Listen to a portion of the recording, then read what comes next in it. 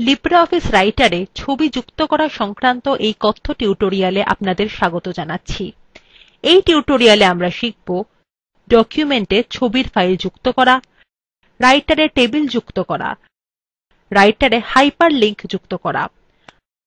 আমরা এখানে operating system হিসাবে উবুন্টু লিনাক্স 1004 এবং লিব্রিঅফিস সংকলন সংস্করণ 334 ব্যবহার করছি। লিব্রিঅফিস রাইটারে কিভাবে একটি ইমেজ বা ছবির ফাইল যুক্ত করা যায় তা দিয়ে আমরা আলোচনা শুরু করব। resumeওডিটি ফাইলটি খোলা যাক। এই ডকুমেন্টে ছবি যুক্ত করতে resumeওডিটি এর মধ্যে ক্লিক করুন। এবার মেনু বারের ইনসার্ট বিকল্পে ক্লিক করুন। তারপর পিকচার এবং শেষে ফ্রম ফাইল বিকল্পতে ক্লিক করুন। দেখুন একটি ইনসার্ট পিকচার ডায়লগ বক্স প্রদর্শিত হচ্ছে। যদি আপনি কোনো ছবি আপনার সিস্টেমে সেভ করে থাকেন তাহলে লোকেশন ক্ষেত্রে ফাইলের নাম লিখে সেটি নির্বাচন করতে পারেন। যেহেতু আমরা কোনো ছবি সেভ করিনি তাই আমরা ডিফল্ট অপশনগুলির থেকেই একটি ছবি যুক্ত করব। এর জন্য ডায়লগ বক্সের বাম দিকের পিকচার্স বিকল্পটির উপর ক্লিক করুন। এখন যেকোনো ছবিতে ক্লিক করুন এবং শেষে ওপেন বাটনে ক্লিক করুন। দেখুন আপনার ডকুমেন্টে ছবিটি যুক্ত হয়ে গেছে। আপনি এই ছবিটির সাইজ পরিবর্তন করতে পারেন এবং এটিকে resumeএর উপর ডান কোণে টেনে নিয়ে যেতে পারেন। এর জন্য ছবির উপর প্রথমে ক্লিক করুন। দেখুন ছবির উপরে রঙিন হাতল দেখা যাচ্ছে। যেকোনো একটি হাতলের উপর কার্সর বসান এবং মাউসের বাম বাটন টিপুন। কার্সর টেনে ছবির সাইজ পরিবর্তন করতে পারেন। সাইজ পরিবর্তন করার পরে ছবিটির উপর ক্লিক করুন এবং এডিটরের ডান কোণে টেনে আনুন। ছবি যোগ করার অন্যতম জনপ্রিয় পদ্ধতি হল ক্লিপবোর্ড অথবা স্ক্যানার এবং গ্যালারি ব্যবহার করা। এরপর আমরা শিখব রাইটারে কিভাবে টেবিল যোগ করা যায়। লিব্রিঅফিস রাইটারের টেবিলে আমরা কোনো তথ্যকে একটি টেবিলের আকারে সংরক্ষণ করে রাখতে পারি। আপনার ডকুমেন্টে একটি টেবিল যুক্ত করতে টুলবারের টেবল আইকনের উপর ক্লিক করে টেবিলের সাইজ নির্বাচন করতে পারেন অথবা আপনি মেনু বারের ইনসার্ট বিকল্পের মাধ্যমেও এটি করতে পারেন।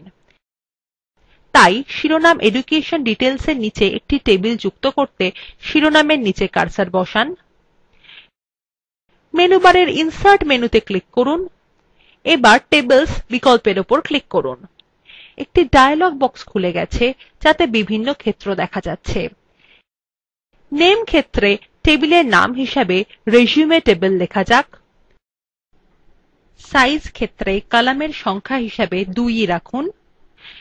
রোস ক্ষেত্রের ঊর্ধ্বমুখী তীরে ক্লিক করুন এবং সারির সংখ্যা বাড়িয়ে 4 করুন। এইভাবেই আপনি কলাম এবং সারির ক্ষেত্রের পাশের ঊর্ধ্ব এবং নিম্নমুখী তীর চিহ্ন ব্যবহার করে টেবিলের সাইজ বাড়াতে বা কমাতে পারেন। ডায়লগ বক্সের অটোফরম্যাট বাটনে ক্লিক করুন। একটি নতুন ডায়লগ বক্স দেখা যাচ্ছে যেখানে আপনি টেবিলের ফরম্যাট বা বিন্যাস নির্বাচন করতে পারেন। এর জন্য রাইটারে অনেক বিকল্প আছে। ফরম্যাটের নান বিকল্পটির উপর ক্লিক করুন এবং তারপর ওকে বাটনে ক্লিক করুন। ওকে বাটনে আবার ক্লিক করুন। দেখুন 2টি কলাম এবং 4টি সারি বিশিষ্ট টেবিল শিরোনামের নিচে যুক্ত হয়ে গেছে। এখন আমরা টেবিলের ভিতরে টেবিলের আকারে যেকোনো তথ্য লিখতে পারি। উদাহরণস্বরূপ টেবিলের প্রথম সারি এবং প্রথম কলামের সেলের মধ্যে ক্লিক করুন। এখানে লিখুন সেকেন্ডারি স্কুল এক্সামিনেশন। এবার পাশের সেলে ক্লিক করে 93% লিখুন। সুতরাং এটি দেখাচ্ছে যে রমেশ মাধ্যমিক পরীক্ষায় 93% নম্বর পেয়েছে। এভাবে আপনি এই টেবিলে আরো শিক্ষাগত তথ্য লিখতে পারেন। যে সেলে সেকেন্ডারি স্কুল এক্সামিনেশন লিখেছেন তার ঠিক নিচের সেলে ক্লিক করুন। এখানে লিখুন হায়ার সেকেন্ডারি স্কুল এক্সামিনেশন। পাশের সেলে নম্বর হিসাবে 88% লিখুন। তৃতীয় সারির প্রথম সেলে ক্লিক করুন যাতে পরবর্তী সেলে যাওয়া যায়। অথবা আপনি ট্যাব কি ব্যবহার করেও এক সেল থেকে অন্য সেলে যেতে পারেন। সুতরাং ট্যাব কি টিপুন এবং লিখুন গ্র্যাজুয়েশন। পাশের সেলে নম্বর হিসাবে 75% লিখুন।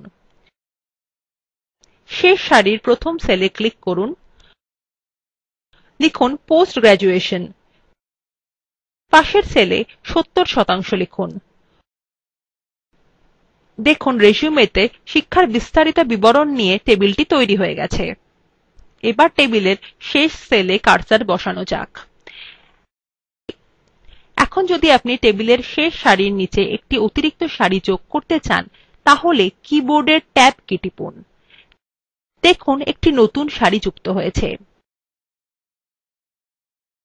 টেবিলের বাঁদিকে অর্জিত ডিগ্রি হিসাবে পিএইচডি লিখুন এবং ডান দিকে প্রাপ্ত নম্বর হিসাবে 65% লিখুন। সুতরাং আমরা দেখতে পাচ্ছি যখন কার্সর শেষ সেলে থাকে তখন একটি নতুন সারি যোগ করতে ট্যাব কি খুবই প্রয়োজনীয়। ট্যাব এবং শিফট ও ট্যাব ব্যবহার করে টেবিলের মধ্যে এক সেল থেকে অন্য সেলে যাওয়া যেতে পারে। টেবিলের আরেকটি গুরুত্বপূর্ণ বৈশিষ্ট্য হল অপশনাল কলাম উইডথ বিকল্প, যা স্বয়ংক্রিয়ভাবে সেলের বিষয়বস্তু অনুযায়ী কলামের প্রস্থ ঠিকঠাক করে দেয়। এই বৈশিষ্ট্য টেবিলের দ্বিতীয় বা ডান দিকের কলামে প্রয়োগ করতে প্রথমে দ্বিতীয় কলামের যেকোনো স্থানে ক্লিক করুন এবং কার্সর বসান। এই ক্ষেত্রে শেষ সেলের 65% লেখাটির ওপর কার্সর বসানো হল।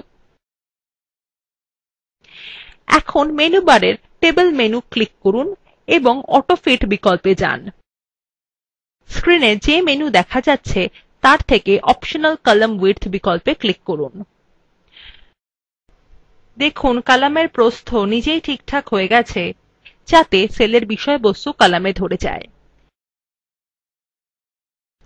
একইভাবে একটি টেবিলের অনেকগুলি কলামের জন্যও এটি করা যেতে পারে।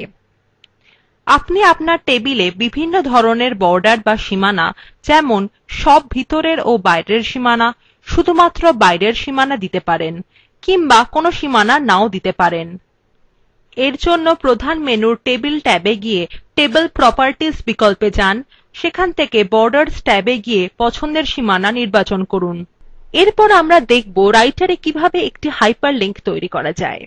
হাইপারলিংক অনুসরণ করাকে হাইপারটেক্সট নেভিগেট বা ব্রাউজ করা বলে। হাইপারলিংক হল একটি ডকুমেন্টের রেফারেন্স যা পাঠক সরাসরি অনুসরণ করতে পারেন অথবা সেটি স্বয়ংক্রিয়ভাবে অনুসরণ করা হয়। একটি হাইপারলিংক একটি সম্পূর্ণ ডকুমেন্ট বা ডকুমেন্টের কোনো বিশেষ নির্দিষ্ট অংশকে নির্দেশ করে। ফাইলে হাইপারলিংক তৈরি করার আগে এমন একটি ডকুমেন্ট তৈরি করতে হবে যা ওই হাইপারলিংক অনুসরণ করবে। এর জন্য টুলবারে নিউ আইকনের উপর ক্লিক করুন। একটি নতুন টেক্সট ডকুমেন্ট খুলে গেছে। এখানে আমরা হবিজ বা শখের জন্য একটি টেবিল তৈরি করতে পারি। শিরোনাম লিখুন হবিজ, এন্টার কি টিপুন। এখন আমাদের কিছু শখ নিচে নিচে লেখা যাক: listening to music, playing table tennis এবং পেইন্টিং। ফাইলটি সেভ করা যাক। টুলবারের সেভ আইকনে ক্লিক করুন। নেম ক্ষেত্রে ফাইলের নাম হিসাবে হবি টাইপ করুন। সেভ ইন ফোল্ডারের নিম্নমুখী তীরে ক্লিক করুন। ডেস্কটপ বেছে নিন। এখন সেভ বাটনে ক্লিক করুন। সুতরাং ফাইলটি ডেস্কটপে সেভ হয়ে গেছে। এবার এই ফাইলটি বন্ধ করা যাক। আসুন এখন resumeওডিটি ফাইলে একটি হাইপারলিংক তৈরি করা যাক যার দ্বারা এই ডকুমেন্টটি খুলবে। এডুকেশনাল ডিটেইলস টেবিলের নিচে শিরোনাম লিখুন হবিজ। হবিজ লেখাটিকে হাইপারলিংক করার জন্য সেটির উপরে কার্সর টেনে লেখাটি নির্বাচিত করুন। এবার মেনু বারের ইনসার্ট মেনুতে ক্লিক করুন এবং তারপর হাইপারলিংক বিকল্পতে ক্লিক করুন। একটি ডায়লগ বক্স প্রদর্শিত হচ্ছে যাতে internet, mails and news, document এবং নিউ ডকুমেন্ট বিকল্পগুলি আছে। যেহেতু টেক্সট ডকুমেন্টের জন্য হাইপারলিংক তৈরি করা হচ্ছে তাই ডকুমেন্ট বিকল্পের উপর ক্লিক করুন। এখন পাথ ক্ষেত্রের ওপেন ফাইল বাটনে ক্লিক করুন। এবার ডেস্কটপ বিকল্পে ক্লিক করে যে নতুন ফাইলটি আমরা তৈরি করেছি সেটিকে খুঁজে নিন। hobby.odt বিকল্পে ক্লিক করে ওপেন বিকল্পটি ক্লিক করুন। দেখুন ফাইলের অবস্থানটি পাথ ক্ষেত্রে দেখা যাচ্ছে। Apply এ ক্লিক করুন, তারপর ক্লোজ বাটনে ক্লিক করুন। দেখুন hobbies লেখাটির নিচে রেখা আছে এবং সেটির রং নীল সুতরাং লেখাটি বর্তমানে একটি hyperlink। hobbiesএর উপর cursor বসান control key এবং মাউসের ডান button একসঙ্গে টিপুন দেখুন যে file শখগুলি লেখা ছিল সেটি খুলে গেছে। একইভাবে আপনি ছবি এবং websiteএর জন্য hyperlink করতে পারেন। এখানেই libreoffice writerএর এই কথ্য tutorialটি সমাপ্ত হল। এতে আমরা শিখেছি একটি documentএ কোনো ছবির file যুক্ত করা writerএ টেবিল যুক্ত করা writerএ hyperlink যুক্ত করা। অ্যাসাইনমেন্ট বা অনুশীলনী practice odt খুলুন fileএর মধ্যে একটি ছবি যুক্ত করুন